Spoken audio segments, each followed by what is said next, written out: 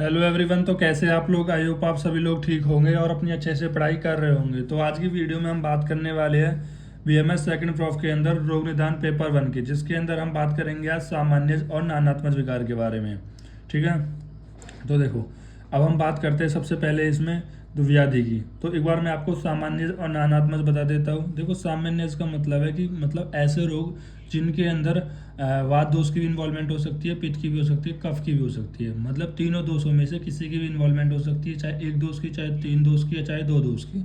ठीक है, लेकिन नानात्मक का मतलब है कि अगर कोई दोष, स्पेसिफिक कोई दोष है, तो वो केवल पित्त की वजह से होगा, या कफ की वजह से होगा, वात की वजह से होगा। जैसे फॉर एग्जाम्पल मैं बात कर देता हूँ, जैसे ज्वर की। तो ज्वर के अंदर मान लो कि वैसे तो ज्वर वातज भी हो सकता है, पित्तज भी हो सकता है, कफज भी हो सकता है। मैं बोल देता हूँ कि ज्वर के अंदर स्पेसिफिक पित्त ही है, तो वो नानात्मक के अंदर आ जाएगा, लेकिन ऐसा नहीं होता है। ठीक है, तो और सामान्य के अंदर किसी भी दोष का इन्वॉल्वमेंट हो सकता है।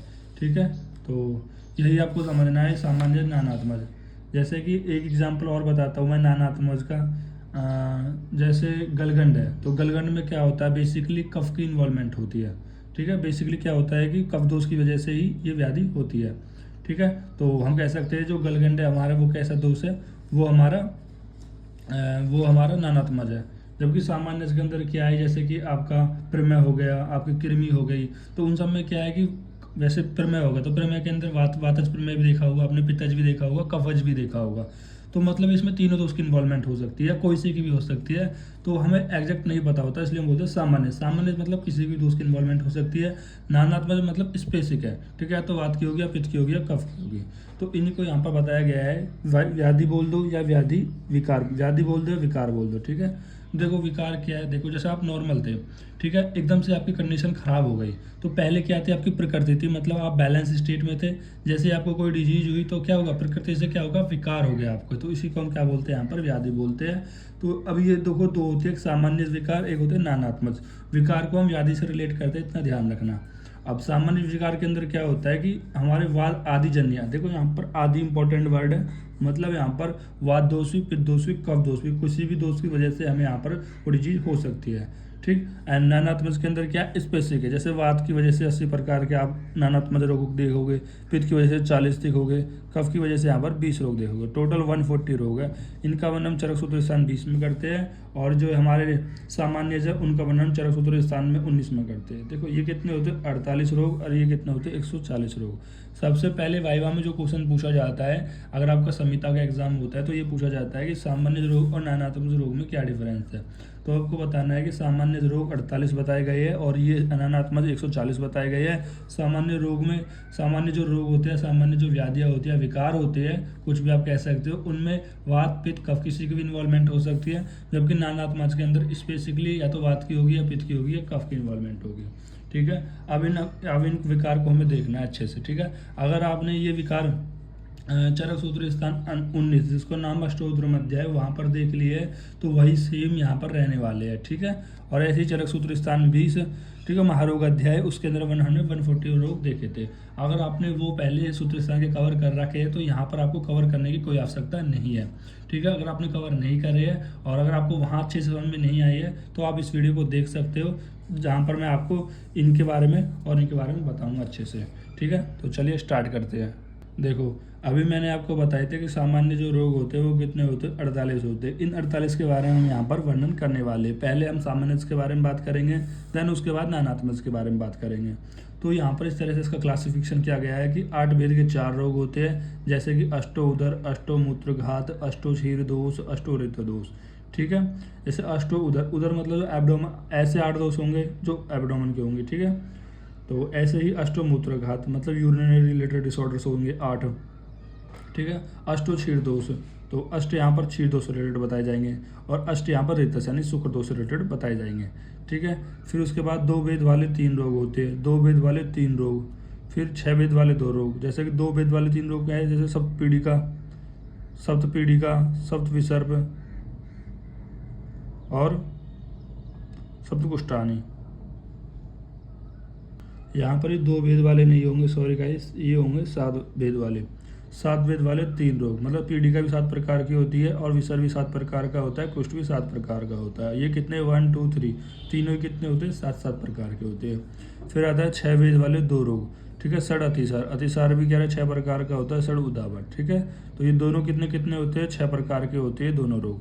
फिर आते हैं 5 भेद वाले 12 रोग होते हैं, ठीक है। कौन कौन से? पंचम गुल्म, पिलिया, 5 काज, 5 स्वाच, 5 हिक्का, 5 शिश्ना, 5 सर्दी, 5 अरुचि, 5 शिरोरोग, 5 पांडु और 5 उन्माद, ठीक है। उन्माद को हम पागलपन से थोड़ा रिलेट करते हैं, इपिलेप्सी से, ठीक है, ठीक है।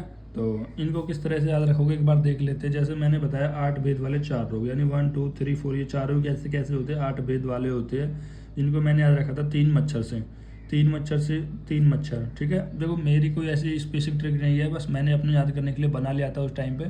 तो आप भी अगर अच्छी लगे तो आप भी इसको ध्यान रख सकते हो, नहीं तो अपनी भी अच्छे से बना सकते हो। 3 मच्छर, तो 3 से क्या हो जाएगा अष्टोदरीय, और 3 ऐसे रिलेट करता है ना कुछ कुछ, तो इस तरह से। और मैं से मूत्रघात, और 6 से क्षीरदोष, और ऐसे रेतस दोष, ठीक है। देन उसके बाद 7 भेद वाले कह रहे जो 3 लोग थे, तो 7 में कोठे पर पीते हैं विष, तो 7 में कोठे पर पीते हैं विष, इस तरह से मैंने बनाई थी। तो यहाँ से हो जाएगा हमारा, कोठे से हो जाएगा कुष्ठानी, पीते से हो जाएगा पीड़िका, और विष से हो जाएगा विसर्ग, ठीक। कोठे पे पीते हैं विष, और 7 में से हो जाएगा 7 भेद वाले, समझ रहे बात को।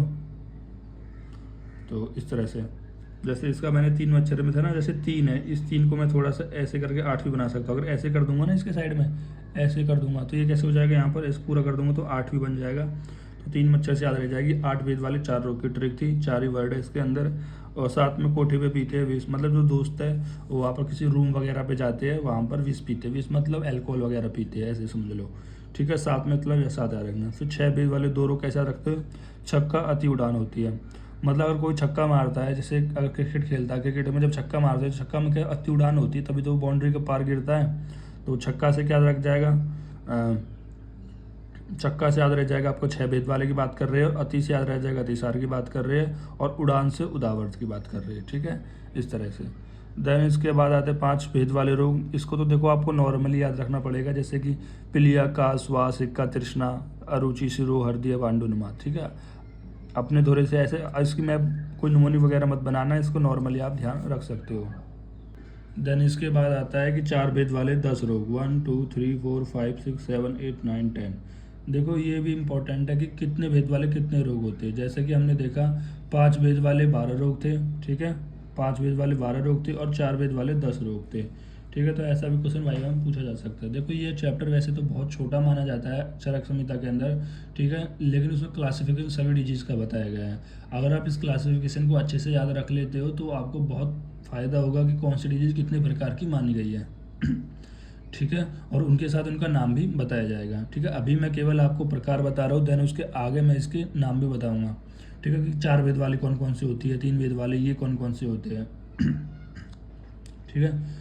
तो हम बात कर रहे थे 4 भेद वाले 10 रोग के बारे में। तो पहला होता है चतुरो उपस्मार, मतलब 4 प्रकार का अपस्मार होता है, और 4 प्रकार का अक्षी रोग होता है, और 4 प्रकार के कर्ण रोग होता है, 4 प्रकार के प्रतिशय रोग होता है, 4 प्रकार का मुख रोग होता है, 4 प्रकार की ग्रहणी होती है, 4 प्रकार के मदात्य रोग होता है, 4 प्रकार की मूर्छा होती है, 4 प्रकार का शोष होता है, 4 प्रकार का क्लेव्य होता है।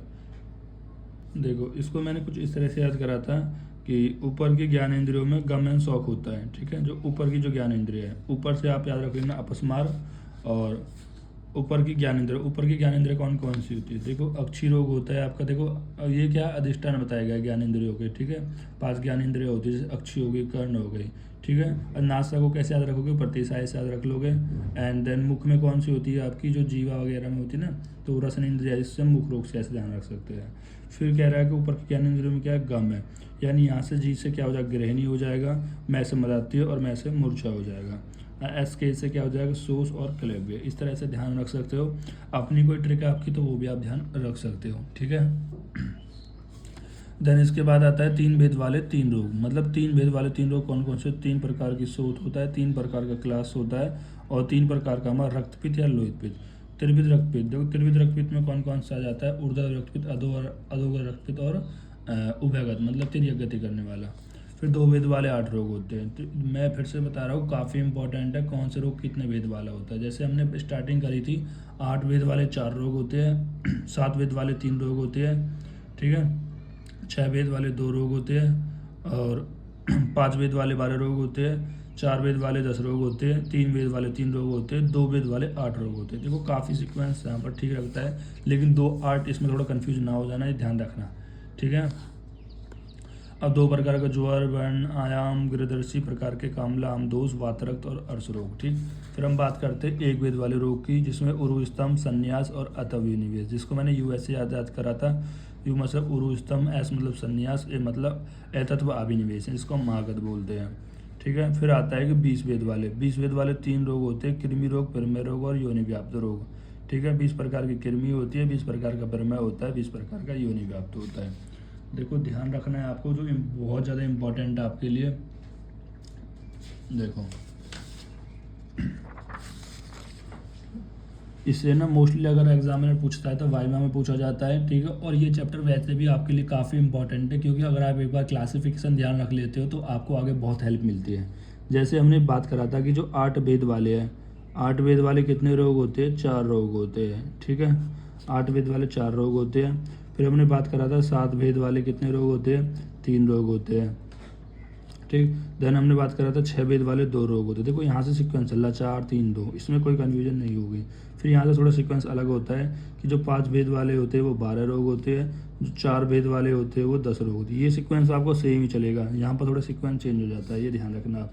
फिर देन उसके बाद आता है 3 वेद वाले 3 रोग होते हैं, और 2 वेद वाले 8 रोग होते हैं, और 1 वेद वाले 3 रोग होते हैं, और 20 भेद वाले 3 रोग होते हैं, ठीक है। तो इस तरह का आपको सीक्वेंस ध्यान रखना है।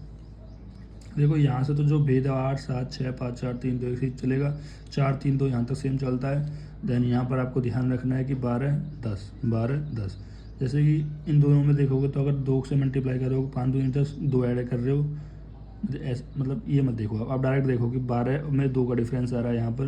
देन उसके बाद 3 का सेम रहने वाला है, देन इन दोनों तीनों में सेम रहने वाला है। इस तरह से जैसे भी आप बना सकते हो, इसको एक बार अपने दिमाग में फिट कर लोगे तो आपको ये भेद याद रह जाएंगे। अगर आपसे पूछता है कि 5 वेद वाले कितने रोग होते हैं, आपको ध्यान नहीं रहेगा, तो 10 होते हैं 12 होते हैं, ठीक है। तो ये आपको ध्यान रखना है किसी भी तरह से, ठीक है। अगर 4 वेद वाले पूछे तो 10 होते हैं, तो इस तरह से 2 वेद वाले पूछे तो 8 होते हैं, ठीक। अब जैसे मैंने आपको बताया था कि 8 वेद वाले कितने होते हैं, 4 रोग होते हैं। 3 मच्छर से मैंने आपको याद कराया था कि इसमें अगर ऐसे बना दोगे तो ये 8 हो जाएगा, यानी अष्टो, और ऐसे क्या हो जाएगा आपसे, इससे देखो ये 3 मच्छर थे ना, 3 मच्छर, तो इस तरह से मैंने आपको बताए थे कि आपको ये ध्यान रखना है कि अष्टो उदर, मतलब उदर उदर रोग हो जाएगा, ठीक है। और इससे रेतस हो जाएगा, क्षीर दोष हो जाएगा, ठीक। देन इससे क्या हो जाएगा, इससे मूत्रघात रोग हो जाएगा। तो इस तरह से आप ध्यान रख सकते थे। फिर उसके बाद मैंने बताया था 7 वेद वाले आपको 3 रोग, 7 वेद वाले 3 रोग कौन कौन से थे, 7 में क्या पीते, कोठे पे विष पीते हैं, तो यानी कुष्ठ हो जाएगा। 7 में कोठे पे पीते हैं मतलब पीड़िका हो जाएगी, और विष मतलब जो 7 में कोठे पे पीते हैं विष, तो विष का मतलब हो जाएगा यहाँ से विसर्प, हाँ विसर्प, ठीक है। इस तरह से आप ध्यान रख सकते हो। तो 7 में कोठे पे पीते हैं विष। फिर 6 वेद वाले 2 रोग होते हैं, 6 से मतलब जो छक्का में अति उड़ान होती है, अति उड़ान होती है मतलब अतिसार हो जाएगा और उदावर्त हो जाएगा, इस तरह से ध्यान रख सकते हो। फिर 5 वेद वाले आपको ध्यान रखने ही है कि हिक्का, श्वास, कास, पिलिया। देखो ये जो 12 वेद वाले हैं वो आपको ध्यान रखने हैं, जबकि मैंने 4 वेद वाले जो 10 रोग थे उसको मैंने आपको थोड़े निमोनिक वगैरह बना रखा था आपको, कि जो ऊपर की जो 11 इंद्रिया है, मतलब अपस्मार रोग हो गया, ठीक है। देखो मैंने ये आपको दोनों की ट्रिक आपको नहीं बनानी है, किसी एक की ट्रिक बनानी है, क्योंकि एक को आपको डायरेक्टली याद होना चाहिए, दूसरे को आप फिर रिलेट कर सकते हो, नहीं तो इस ट्रिक के चक्कर में आप 10 और 12 में दोनों में कन्फ्यूज़ हो सकते हो। सबसे ज़्यादा इसमें कन्फ्यूज होता है कि इसमें 12 कौन से थे, इसमें 10 कौन से थे, ठीक है। जो ऊपर की जो ज्ञान इंद्रिय, अब ज्ञान इंद्रिय के अंदर क्या जाता है, आपका अक्षी रोग आ जाते हैं, ठीक है, आपके कर्ण रोग आ जाते हैं, आपके नासक जगह प्रतिशाय आ जाएगा, और मुख आ जाएगा, देन ये हो जाएगा, देन गम होता है, ठीक है, GMM, तो मदात्य हो जाएगा, ठीक। एक बार आपको देख लेना है इसको कि मदात्य हो जाएगा, ग्रहणी हो जाएगा, एंड मूर्छा हो जाएगा, एंड शौक, ये शौक करते हैं। तो यहाँ पर सोस हो जाएगा एंड कलेवे हो जाएगा, ठीक है। इस तरह से आप ध्यान रख सकते हो, समझ रहे बात को। देन उसके बाद 3 वेद वाले 3 लोग होते हैं, तो ये नॉर्मली आप ध्यान रख सकते हो कि 3 सोच होती है, 3 क्लास होती है, 3 रक्तपित होते हैं, ठीक है। अगर ध्यान रखना है तो इस तरह से देख सकते हो शकल, तीनों की शकल देखो, मतलब 3 प्रकार का सोत होता है और 3 प्रकार का आपका यहाँ पर क्लास होता है और 3 प्रकार का यहाँ पर लोहित व्यक्त होता है, इस तरह से।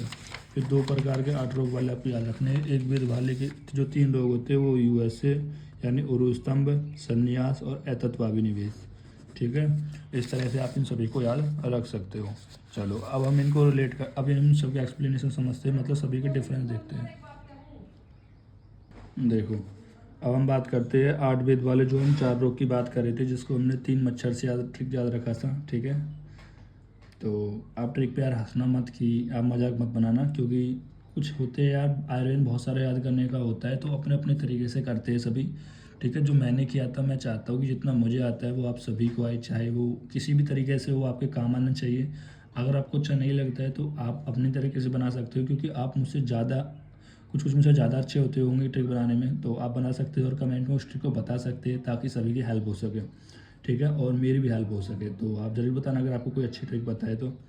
हम बात कर रहे थे यहाँ पर 8 वेद वाले 4 रोग की। 3 मच्छर से ध्यान रखना है कि पहले अष्टो उदर रोग, मतलब यहाँ पर 8 प्रकार के उदर रोग की बात करेंगे। उदर को आप मोस्टली एब्डोमेन से रिलेट करते हैं, पर हम एग्जैक्टली नहीं कह सकते, ठीक। जैसे कि वात उदर हो गया, पित्त उदर हो गया, कफ उदर हो गया, संधिपात उदर हो गया, पिलिया उदर हो गया, वृद्धि उदर हो गया, छिद्र उदर हो गया, दको उदर हो गया। अब इसको भी याद करने की मैंने ट्रिक बनाई है, ठीक है। डरना मत, 2-4 बार आपको रिवाइज करना है, ठीक है। अगर बिना ट्रिक के रिवाइज करोगे तो आप 1-2 दिन बाद फिर भूल जाओगे, लेकिन ट्रिक को आप 2-4 बार कर लोगे तो आपको आगे तक ध्यान रहेगा। तो छिद्र ढको वृद्धि से पिलिया, तो छिद्र आपको क्या करना है, यहाँ पर छिद्र को ढकना है वृद्धि से पिलिया। देखो ये तो आप ध्यान रख ही सकते हो कि वात, पित्त, कफ और संधिपात, ठीक है।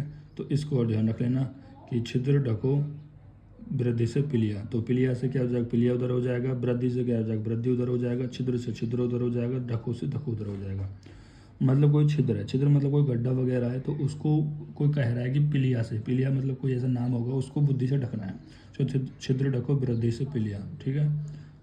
देन उसके बाद अष्टमूत्र घात की बात करते हैं। तो अष्टमूत्र घात में क्या है, वातजन्य, पित्तजन्य, कफजन्य, सन्निपातजन्य, ठीक है। 4 तो सेम ही है, वात, पित्त, कफ, सन्निपात, अस्मरीजन्य, शर्कराजन्य, शुक्रदोषजन्य और रक्तदोषजन्य। देखो इसको आप इस तरह से याद करो ना भाई, अष्टमूत्र घात है यानी मूत्र घात है, यानी यूरिन मतलब मूत्र जो यूरिनरी ब्लैडर है, जो मूत्र व स्रोतस है, उस पर कहीं ना कहीं ट्रॉमेटिक इंजरी वगैरह है, मतलब उसमें कहीं ना कहीं पेन है। वो क्यों हो सकता है, कहीं ना कहीं अश्मीरी की वजह से हो सकता है कि अगर आपके यूरेटर में, यूरिनरी ब्लैडर में अगर कहीं स्टोन हो जाता है तो अश्मीरी जन्य की वजह से भी तो पेन हो सकता है।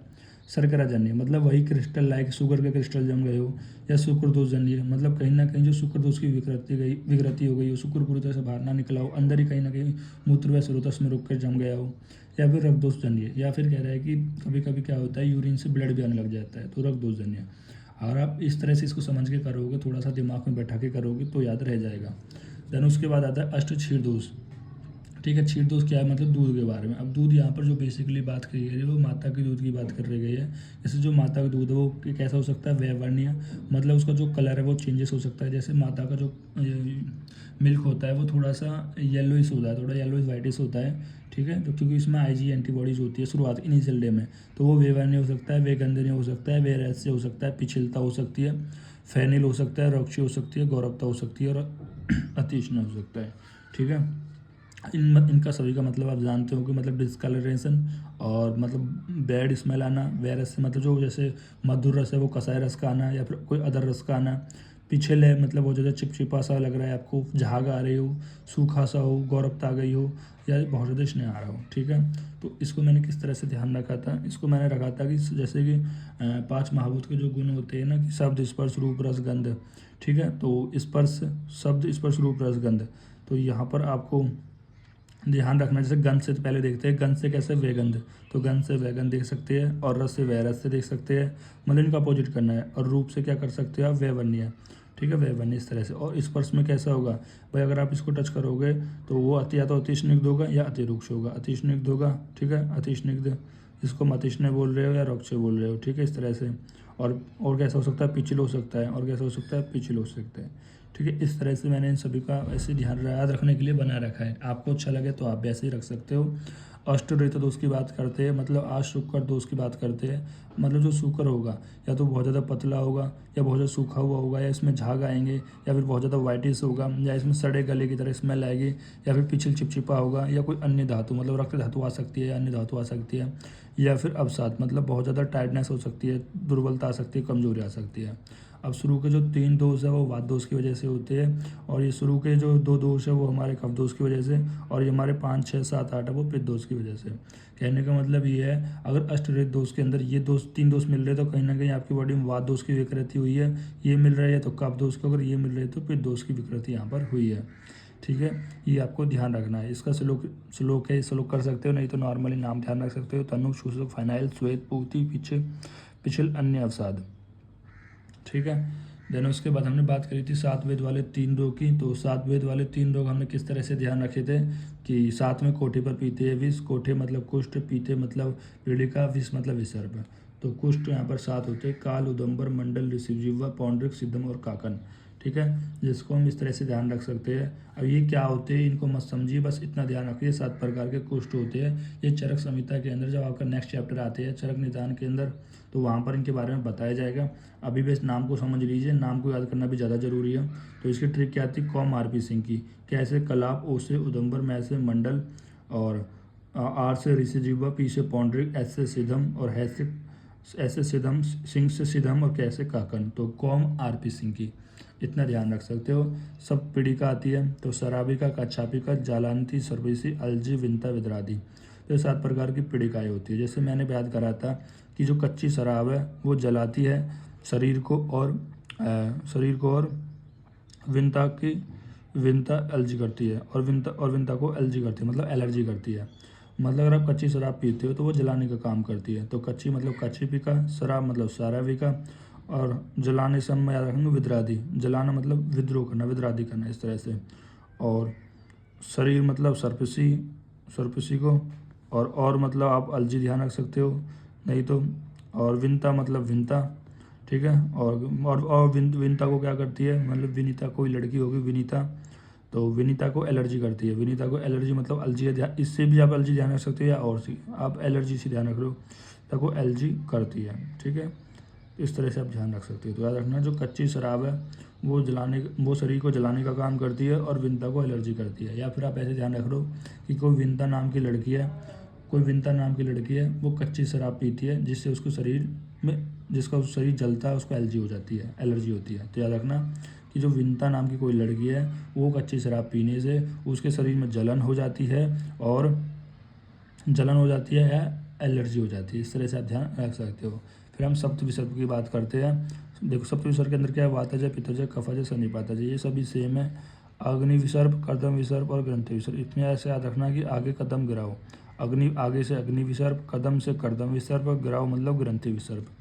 ठीक, देन देखो मैं इसको बहुत आराम से पढ़ा रहा हूँ। ठीक है, क्योंकि वैसे तो मैंने चरक संहिता के अंदर ही पढ़ा चुका हूँ, लेकिन यहाँ भी मैं इसको बहुत अच्छे से फोकस करके पढ़ा रहा हूँ, क्योंकि ये नाम है मोस्टली याद नहीं होते हैं, और मैं यही चाहता हूँ कि ये आपको अच्छे से याद होने चाहिए। ठीक है, चाहे आपको ये लेस इंपॉर्टेंट लगे, पर मेरे दृष्टिकोण से ये बहुत इंपॉर्टेंट है आपके लिए। 6 वेद वाले 2 रोग होते हैं सर, मैंने आपको बताया था। छक्के में अति उड़ान होती है, अतिसार और उदावर्त। तो अतिसार के वातज, पित्तज, कफज, सन्निपातज, भय और शोकज। याद रखना, इनमें बहुत कन्फ्यूज होते हो। जब आप रोग निदान में जब आप पेपर 2 पढ़ोगे तो ये सभी का क्लासिफिकेशन आपको मिलेगा मोस्टली। तो भय और शोकज यानी भय से भी और शौक की वजह से भी। देखो अतिसार को हम डायरिया से रिलेट करते हैं। अगर आपको एकदम से अचानक डर जाते हो तो उस केस में भी आपको अतिसार हो सकता है, या फिर आपको बहुत ज़्यादा शौक है, डिप्रेशन वगैरह है, तो उस केस में भी अतिसार देखने को मिल सकता है। फिर आता है सड़ा उदावर्त। उदावर्त में क्या होता है कि जो अपान वायु की डायरेक्शन है वो नीचे की ओर होती है, लेकिन अपान वायु डायरेक्शन अगर ऊपर हो जाती है तो वो उदावर्त को जन्म देती है, उदावर्त जैसे रोग को। तो सड़ उदावर्त में क्या होता है, इतिवात मूत्र पुरीस शुक्रच छर्दी छब्दु। तो इससे लोग से आप ध्यान रख सकते हो कि वात मतलब जो अपान वायु होती है, तो इसमें क्या होता है, वात, मूत्र, पुरीस। जो वात है, मूत्र है, पुरीस है, शुक्र है, छर्दी, छब्दु। तो ये 6 उदावर्त रोग यहाँ पर बताए गए हैं। मतलब अगर आप इनके वेग को रोकते हो तो आपको यहाँ पर देखने को मिलेगा, वात्र को, मूत्र को, पुरीस को, शुक्र को, छर्दी को, छब्दुस को। देन हम बात करते हैं 5 वेद वाले 12 रोग के बारे में। तो 5 वेद वाले 12 रोग कौन कौन से, जैसे पहले पंचगुल्म की बात करते हैं। तो पंचगुल्म में क्या है, वातज है, पित्तज है, कफज है, सन्निपातज है, रक्तज है। देखो चारों सेम है, रक्तज है, इतना काफ़ी इंपॉर्टेंट है। जो गुल्मज होता है वो रक्तज भी होता है, ठीक है। तो इतना आपको दिमाग में याद रखना, जो गुल्मज होता है वो रक्तज भी होता है। इस पर संहिता के अंदर क्वेश्चन भी पूछा जाता है, रक्तज गुल्म के हेतु और लक्षण और चिकित्सा बताइए, ठीक है। मतलब रक्तस्गुल्म में क्या होता है, वैसे इसमें मेनली वात दोष का इन्वॉल्वमेंट होता है कि जब स्त्री अपने आप पर ध्यान नहीं देती है, वेगों को धारण करती है और बाधाचार विहार का सेवन करती है या प्रसूति का होती है, मतलब वो कहीं ना कहीं बात की वजह से क्या हो जाता है कि जो स्त्राव नीचे की ओर होना चाहिए वो नीचे की ओर ना जाकर वो ऊपर की ओर रह जाता है, जिससे वो गुल्म की उत्पत्ति करता है। कौन सा गुल्म की, रक्तज गुल्म की उत्पत्ति करता है, ठीक है। अभी का टॉपिक नहीं है। पंचपिलिया भी कह रहा सेम ही होता है। जो पिलिया होता है वही वातज, पित्तज, कफज, सन्निपातज और रक्तज होता है, ठीक है। तो इस तरह से आप ध्यान रख सकते हो। तो ये कुछ मैंने ट्रिक बना रखी है। पिलिया रक्त का गोला है, मतलब जो पिलिया मतलब पिलिया और रक्त का गोला है, गोला मतलब गुल्म, यानी जो पिलिया और जो गुल्म है दोनों के अंदर क्या आता है, रक्त आता है। इतना आप ध्यान रख सकते हो, ठीक है। एक वाइवा के लिए एक स्पेसिफिक क्वेश्चन यहाँ पर इंपॉर्टेंट क्वेश्चन होता है कि कौन से ऐसे दो दोष होते हैं जिनके जो दोनों प्रकार सेम होते हैं। तो गुल्म और पिलिया के दोनों के अंदर क्या होते हैं, भेद सेम होते हैं, ठीक है। ये मुझसे भी अपने टाइम पे पूछा गया था, ठीक है, आपसे भी पूछा जा सकता है। पंचकाश की बात करते हैं तो वातज, पित्तज, कफज, छत्तज और क्षयज। तो 5 प्रकार के काश कौन से होते हैं, वातज काश होता है, पित्तज होता है, कफज होता है, छत्तज और क्षयज। देखो जो काश होता है वो बहुत ज़्यादा छत की वजह से और क्षय की वजह से, ठीक है। मतलब बहुत ज़्यादा अगर आप भी धातु क्षय हो गया हो, बहुत ज़्यादा आपको इंजरी वगैरह हो गई हो, धातु का क्षय वगैरह हो गए हो, तो दोनों की वजह से आपको यहाँ पर काश हो सकता है, ठीक है। देखो अभी मैंने भय और शौकज बताया था, उससे अतिसार होता है, और छत्तीस और सहज से काश होता है। कंफ्यूज मत होना, बहुत कंफ्यूज होते हो, बार बार बता रहा हूँ। जैसे मैंने याद करा था कि ऊपर चढ़ने पर क्षय होता है, ठीक है,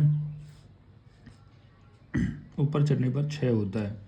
मतलब ऐसे है ना कि जैसे अगर आपको मैं कह दूँ कि आप 1-2 मंजिल सीढ़ी चढ़ जाइए, तो आपका क्या हो, जो सांस है, जो छत है, मतलब एकदम क्षय हो जाएगा। मतलब आपकी धातु, मतलब ऊपर चढ़ोगे तो आपका क्या है, सांस तेज़ी से फूलेगी, कहीं ना कहीं आपके शरीर की एनर्जी जाएगी, क्षय होगा। और छत पे चढ़ रहे हो तो छत पे चढ़ने से क्या होता है, क्षय होता है। और छत पे जब आप चढ़ते हो तो क्षय होता है, और क्या बोलते हैं, आपकी सांस फूलती है, यानी कास होता है, यानी रिस्पिरेटरी डिसऑर्डर होता है। इस तरह से आप थोड़ा सा एक पॉजिटिव व्यू से इसको आप याद रख सकते हो। पॉजिटिव व्यू मतलब थोड़ा सा याद करने की टेक्निक्स है बस। फिर पंचश्वास, महाश्वास, ऊर्ध्व, छिन्न, तमक और क्षुद्र, ठीक है। तो नॉर्मल याद रखना कि महा, ऊर्ध्व, छिन्न, तमक और क्षुद्र सभी आपके काम आएंगे, कंफ्यूज मत होना। काश श्वास क्या है, महाश्वास क्या है, काश श्वास, काश अलग होता है, श्वास अलग होता है, कंफ्यूज मत होना, बार बार कह रहा हूँ, ठीक है। पंचिका, पंचिका में क्या आता है, महती, गंभीरा, वियप्ता, क्षुद्र और अन्नज। तो इसको मैंने याद करा था कि जो महान गंभीर है, महान गंभीर है, वो व्यतीत करता है क्षुधा को बिना अन्न के। मतलब महान गंभीर कौन है, देखो जो गौतम गंभीर को से मैंने रिलेट किया है कि मतलब जो देखो हिक्का से रखते हैं, हंसता हुआ महान गंभीर व्यक्त करता है अपनी क्षुधा को बिना अन्न के। मतलब जो गंभीर मतलब इतना सीरियस आदमी आप सभी लोग जानते हो, जब वो क्रिकेट देखता है, मतलब जब वो कोच बना है इंडियन टीम का, तो वो क्या करता है कि वो कुछ भी नहीं खाता है, अपनी क्षुधा को क्या कर रहा है, क्षुधा को या बिना अन्न के, मतलब कुछ भी नहीं खाता जब तक वो अपनी टीम को वर्ल्ड कप ना जिता दे, ट्रॉफी ना जिता दे, तो वो कुछ खाता पीता नहीं। इस तरह से ध्यान रखना, क्योंकि बहुत सीरियस आदमी है। तो हंसता हुआ महान गंभीर व्यक्त करता अपनी क्षुधा को बिना अन्न के, इस तरह से। देन पंच तृष्णा याद रखने की, वातज, पित्तज, कफज, आमज और छेज। देखो छेज इसके अंदर भी आ रहा है और छेज काश के अंदर भी था। कंफ्यूज मत होना, बार बार जो छोटी छोटी चीज़ें ना जो मैं बार बार फोकस कर रहा हूँ, 2-3 बार लिख लो अपनी साइड में। लेक्चर खत्म होने के बाद फिर से इन पे एक बार दृष्टिकोण से इन पे नज़रें डालना अपनी अपनी दृष्टि से, ठीक है।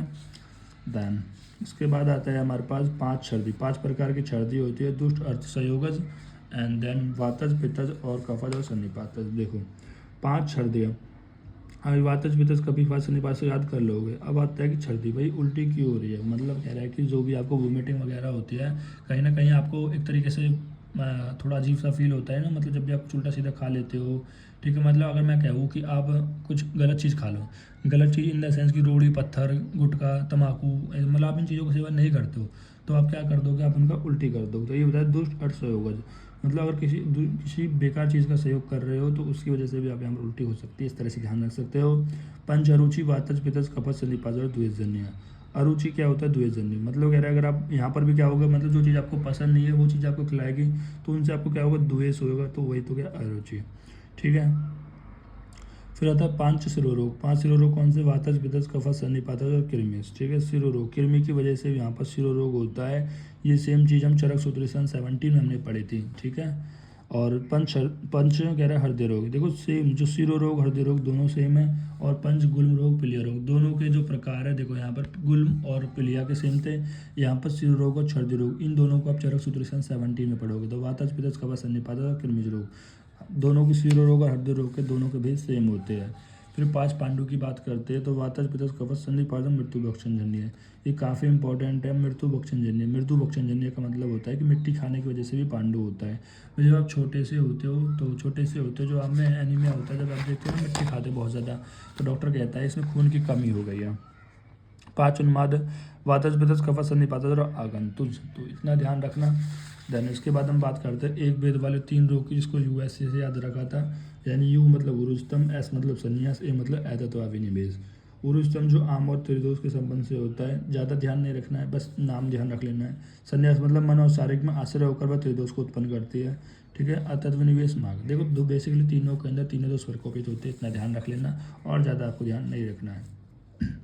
20 भेद वाले 3 रोग होते हैं, कौन कौन से? विसंति कृमि, विसंति प्रमेय, विसंति योनिव्याप। देखो अभी कृमि का भी बहुत बहुत मोस्ट इंपॉर्टेंट है, प्रमेय का भी मोस्ट इंपॉर्टेंट है। ये दो तो आपको बहुत इंपॉर्टेंट है, ये भी इंपॉर्टेंट है। ठीक है, ये दो आपके बहुत बहुत इंपॉर्टेंट है। ठीक है, अब हम बात करते हैं 20 प्रकार की कृमि जातियों की। देखो जो कृमियों का जो क्लासिफिकेशन किया गया है वो इस तरह से किया गया, बहिर्मल और एक अंतमल। अगर मैं बात करता हूँ पैरासाइट की या फिर नॉर्मल इन्फेक्शन वगैरह की, तो वो तो आपकी एक्सटर्नल स्किन वगैरह पे हो सकते हैं भाई, आपकी स्किन वगैरह आपके बालों में हो सकते हैं, हेयर्स में हो सकते हैं। ठीक है, एक होता है अंतमल। अंत मतलब जो ये कृमि है वो हमारी पूरी इसमें हो सकती है, हमारे ब्लड में हो सकती है, हमारी बॉडी के अंदर हो सकती है, तो ये होते हैं अंतमल। ठीक है, अब जैसे बहिर्मल मतलब जो एक्सटर्नल कृमि है, जो एक्सटर्नल पैरासाइट है, जैसे एग्जांपल यूका और पिपलिका। यूका और पिपलिका क्या होती है? ये ऐसी कृमि होती है जो आपकी बॉडी के स्किन बाहर होती है। ठीक है, बहिर्मल के अंदर। और अंतमल के अंदर कौन कौन से? इस तरह से ध्यान रखना, पुरस, पू मतलब पुरीसज, आर मतलब रक्तज और स मतलब श्लेष्मज। 5 पुरीसज की होती है, 6 रक्तज की होती है, 7 श्लेष्मज की होती है। कौन कौन सी होती है? ककेरू को, मकेरू को, लोल में, ससुलक, ससुराद। ठीक है, किस तरह याद रख सकते हो कि जो ककेरू जो मकेरू है, ककेरू मकेरू के, देखो ठीक है, तो हम बात कर रहे थे यहाँ पर जैसे ककेरू मकेरू के लाल हो जाते हैं सुसु में सूल करने से। देखो ककेरू मकेरू लाल होते हैं जब वो इनके सूल होता है सुसु में। ठीक है, मतलब छोटे बच्चे होते हैं ना, कभी कभी जब इनके इन्फेक्शन हो जाता है, कृमि वगैरह हो जाती है, जब वो यूरिन करते हैं तो उनको पेन होता है, यूरिन में जलन होती है। आप नॉर्मल भी समझ सकते हैं, यूरिन इन्फेक्शन होने में पेन होता है ना। ठीक है, तो उस तरह से तो ककेरू मकेरू लाल हो जाते हैं, लाल हो जाते हैं जब सूल होता है सुसु में। इस तरह से ध्यान रख सकते हो। रक्तज के अंदर केसाद, लोमाद, लोमदीप, सौरभ, उदुम्बर और जंतुमाता। इस तरह से रख सकते हो कि केसाद लोमाद की जो माता है, देखो केसाद और लोमाद की माता ने सरसों का दीप अंबर में जलाया। तो केसाद लोमाद की माता ने, माता मतलब जंतु माता ने सरसों मतलब सौरस, सरसों का दीप मतलब लोमदीप, अंबर यानी उदम्बर में जलाया। तो याद रखना, जो केसाद और लोमाद की माता है सरसों का दीप अंबर में जलाया। देन उसके बाद हम बात करते हैं श्लेष्मज की। तो श्लेष्मज के अंदर 7 होते हैं, अंतरादु, उदरवेष्ट, हृदयाद्रु, चरु, दर्व, पुष्प, सुगंधिक और महागुद। किस तरह से याद रख सकते हो? ये सुगंधिक अन्न है। देखो सुगंधिक अन्न है भैया, जो सुगंधिक अन्न है वो पहले आपके हृदय की ओर जाएगा, फिर उदर में जाएगा, फिर महागुद में जाएगा, फिर चारों ओर जाएगा हमारे दर्पुष्प के यानी रेक्टम के। इस तरह से इनको 7 को ध्यान रख सकते हो। देन हम बात करते हैं 20 प्रकार के प्रमेय के बारे में। ठीक है, 20 प्रकार के प्रमेय के बारे में बात करते हैं तो वो कैसे होते हैं? वातज, पित्तज, कफज। 4 वातज वाले होते हैं, वसा, मज्जा, हस्ती, मधुमेह। तो वसा, मज्जा, हस्ती, मधुमेह। और 6 होते हैं पित्तज वाले, क्षार में, काल में, नील में, लोहित में, मजिष्ठ में, हरिद्र में। तो क्षार, कर्नल, मजे लेता है हरीश के। तो क्षार से क्षार में, कर्नल से काल में, नय से नील में, लय से लोहित में, मजे से मजिष्ठ में, हरीश से हरिद्र में। तो क्षार, कर्नल, मजे लेता है हरीश के। इस तरह से ध्यान रख लेना। 10 होता है कफज के, उदक में, इच्छु में, सांद्र प्रसाद में, सुकुल में, शुक्र में, स्वीत में, सन्नी में, सिक्ता में, लाल में। तो इस तरह से ध्यान रख सकते हो कि उदर की इच्छा, सुंदर सुशील शुक्र को शीत करे, सन्ने और फिर सिकाई कर ले। तो उदर की इच्छा है मतलब उदक में, इच्छा मतलब इच्छु में। क्या करना है? उदर की इच्छा क्या आता है? जो सुंदर और सुशील है, सुंदर मतलब सांद्र में और सांद्र प्रसाद में, और सुंदर सुशील मतलब शुक्ल में, शुक्र मतलब शुक्र में। सुंदर सुशील शुक्र को क्या करना है? शीत करना है, शीत में। कैसे करना है, सन्ने सन्ने करना है, फिर सिकाई करनी है इसको लाला करके। तो इस तरह से ध्यान रखना है कि उदर की इच्छाएं सुंदर सुंदर सुशील शुक्र को शीत करना है। मतलब जो शुक्र होता है वो सुंदर दिखने को मिलता है ऐसा, तो इसको क्या करना है, उसको क्रिस्टल फॉर्म में ऐसे बनाना है, ठीक है, धीरे धीरे करके। फिर इसकी सिकाई करना है ताकि वो अच्छे से और ज़्यादा निखर जाए लाला करके। तो इस तरह से ध्यान रख सकते हो, ठीक है। देन 20 प्रकार के योनि व्याप्त होते हैं, 4 प्रकार के वातज बेदज कफस शनिपात, जिनको ध्यान रख सकते हो। और ये जो 16 प्रकार के होते हैं वो दो दूसरे के संसर्ग तथा प्रकृति के अनुसार होते हैं, ठीक है। तो ये रक्त योनि अर्जुस का अचरण अतिचरण प्रकचरण अपलुप्ता परिलुप्ता उदावर्तनी कार्पणानी पुत्रगनी अंतर्मुखी सूचिमुखी सुसुक्ता वामनी पंडियोनी और महायोनी, ठीक है। इसको आपको ध्यान रखना है। और इसके अगर आपको ट्रिक अच्छे से है तो कमेंट बॉक्स में ज़रूर बताना, कमेंट वाले सेक्शन में। तो कुछ कुछ है जैसे कि उपलुप्ता परिलुप्ता, ठीक है, उदावर्तनी कर्णयानी और अंतर्मुखी सूचीमुखी। तो इस तरह से तो संडयोनी महायोनी, तो कुछ कुछ ऐसे ध्यान रख सकते हो। नहीं तो अगर कोई ट्रिक है तो आप वो मुझको ज़रूर बताना, ठीक है। देखो हमारा ये छूट गया था, 4 वेद वाले 10 रोग छूट गए थे, तो इनको एक बार कर लेते हैं। 4 वेद वाले 10 रोग कौन कौन से थे? 4 प्रकार के अपस्मार, वातज पित्तज कफज सन्निपातज, ठीक है, वातज पित्तज कफज और सन्निपातज। तो और ये 4 प्रकार नेत्र रोग है, कर्ण रोग है, प्रतिशय। देखो एक बात इनमें खास है, अपस्मार में नेत्र में कर्ण, प्रतिशय, मुख रोग, गृहिणी रोग, मदत्य रोग, मोक्ष रोग, सभी के क्या होते हैं, ये सेम होते हैं। बहुत इंपॉर्टेंट है, काफ़ी कवर हो जाता है इससे, ठीक है। जैसे अपस्मार होता है 4 प्रकार के, ऐसे ही सारे यहाँ पर देखने को आपको मिलेंगे। आपको एक बार दिख नहीं रहा होगा, मैं से दिखा देता हूँ आपको। देखो यहाँ पर 4 भेद वाले रोग की बात कर रहे थे, तो 4 प्रकार के अपस्मार होते हैं, वातज पित्तज कफज सन्निपातज। तो 4 प्रकार का नेत्र रोग, 4 प्रकार का जैसे अपस्मार के अंदर है ना, तो नेत्र का भी ऐसा ही है, कर्ण का भी, प्रतिशय का भी, मुख का भी, गृहिणी का भी, मदात्य का, मूर्छा का भी, ठीक है। फिर 4 प्रकार के सोच की बात करते हैं, तो 4 प्रकार के सोच साहजन्य, विवेक संधारण जन्य, धातु क्षयजन्य, विषमासन जन्य। देखो किससे याद रखोगे भाई, सोच को वैसे राज्य समास रिलेट करते हैं। नॉर्मल मान लो सोच में क्या होता है, धातु का क्षय होता है, बॉडी का क्षय होता है। बॉडी का क्षय कब होगा, जब आप बहुत ज़्यादा सांस करोगे, मतलब बहुत ज़्यादा मेहनत वगैरह कर लोगे, या वेग संधारण जन्य, या अपने वेगों को धारण कर लोगे, तो उससे भी बात की बढ़ेगी। और जब जब बात बढ़ता है तब जब धातु का क्षय देखने को मिलता है, धातु क्षयजन्य। और धातु क्षयजन्य तो वैसे ही शोष होगा। और विषमासनजन्य, गलत आहार सेवन कर लो, तो इस तरह से। फिर 4 प्रकार की नपुंसकता की बात करते हैं, तो बीजोपघातजन्य, मतलब स्पर्म की प्रोडक्शन अच्छी ना हो, ध्वजोपघातजन्य, मतलब कैपेसिटी ना हो, जराजन्य, ज़्यादा बूढ़ा हो गया हो, उसकी वजह से स्पर्म क्वालिटी अच्छी ना हो, शुक्र क्षयजन्य, शुक्र का क्षय हो गया हो, ठीक है। 3 भेद वाले भी बचे थे आपके, 3 प्रकार के शोध, 3 प्रकार के क्लास, 3 प्रकार के रक्तभेद। 3 प्रकार के शोध में आपको ध्यान रखना है कि वातज पित्तज कफज, वातज पित्तज कफज। और 3 प्रकार के क्लास में रक्तज, ताम्र और श्वेत। RTS से मैंने आपको ध्यान रखना है, R से आपको रक्तज ध्यान रखना है, और T से आपको ताम्र ध्यान रखना है, और S से आपको याद रखना है श्वेत, ठीक है। 3 प्रकार के रक्तपित्त, ऊर्ध्व, अधोग और उभयगत, ठीक है। इस तरह से आप ध्यान रख सकते हो, ठीक है। देखो अभी हमारी कितनी बात हो चुकी है, हमारी बात हो चुकी है अभी सामान्य और नानात्मक विकार के अंदर, कि सामान्य विकार की बात हो चुकी है। अब हम बात करते हैं अपनी नानात्मक विकार के बारे में। देखो आपके जो नानात्मक विकार होते हैं वो वातज होता है, पित्तज होता है, कफज होता है। वातज 80 प्रकार का होता है, पित्त 40 प्रकार का होता है, कफ 20 प्रकार का होता है। टोटल 140 प्रकार के होते हैं, ठीक है। तो सबसे पहले हम देखते हैं कि 80 प्रकार के नानात्मज वातज विकार को। देखो ये हम बात करें, देखो पहले देखो नानात्मज रोग उसे कहते हैं, एक बार दिखा देता हूँ नीचे करके। नानात्मज रोग उसे कहते हैं जो केवल वात या पित्त या कफ से ही होता है, ठीक है। इसमें दूसरे दोषों के संबंध नहीं होता है, तो वात से होगा, पित्त से होगा, कफ से होगा, ठीक है। हम यहाँ पर बात कर रहे थे वात के 80 प्रकार नानात्मज विकार के बारे में, ठीक है। देखो सबसे पहले आता है नकभेद। नकभेद मतलब कह रहा है कि जो आपके नेल्स है वो टूटने लग जाएंगे, ठीक है। इससे भी पहले मैं आपको बता देता हूँ, जहाँ पर आपको सूल, ग्रह, तोंद, वेदना, भेद, भ्रंश या स्तंभ ऐसा देखने को मिले, ऐसे अगर देखो ये सारे जो लक्षण अगर आपको किसी व्याधि के अंदर देखने को मिल रहे हैं, तो आप बिना झिझके बिना डरे कह सकते हो उसमें वात की इन्वॉल्वमेंट होगा, ठीक है। उस व्याधि के अंदर वात दोष का इन्वॉल्वमेंट होगा। जैसे नकभेद आ गया, मैंने बताया भेद किसके अंदर देखने को मिलेगा, नकभेद, ठीक है। तो याद रखना नकभेद। तो नकभेद यानी कहीं कहीं क्रैकिंग ऑफ नेल्स हो गया, ठीक है। देन उसके बाद है विपादिका। विपादिका मतलब कह रहा है कि जो सोल्स होती है, एड़ी वगैरह होती है, वो फटने लग जाए। पाद सूल हो जाए, मतलब जो फीट होता है उसमें पेन हो। पाद भ्रंश मतलब फुट ड्रॉप्स होता है, जैसे एंकल ड्रॉप, रिस्ट ड्रॉप, ऐसे हमारा फुट ड्रॉप होता है, ठीक है। मतलब जो एंकल वाला जॉइंट होता है, ठीक है, एड़ी का, सॉरी एंकल नहीं, रिस्ट वाला जॉइंट होता है, रिस्ट नहीं बोलते हैं, रिस्ट तो देखो ये ड्रॉप होता है तो ये अलग होता है, ये रिस्ट ड्रॉप होता है, ये हमारा पैर का जो एंकल होता है वहाँ से, ठीक है। फिर पाद सुप्ता होता है, मतलब नंबनेस इन फीट। फिर वात कुड़पता होता है, मतलब कह रहा है कि पेन इन स्मॉल जॉइंट्स। ठीक है। गुल्फ ग्रह होता है, स्टिफनेस इन एंकल्स हो गया, पीडिकोद्वेष्टन हो गया। पीडिकोद्वेष्टन मतलब कह रहा है कि कहीं ना कहीं जो आपकी थाई मसल्स होती है उनमें क्रैम्प्स वगैरह आना। गिरदसी साइटिका होता है जिसमें मोस्टली वात की इन्वॉल्वमेंट होती है। देखो जो भी मैं यहाँ पर आपको रोग बता रहा हूँ उनके अंदर वात की इन्वॉल्वमेंट होती है। ठीक है।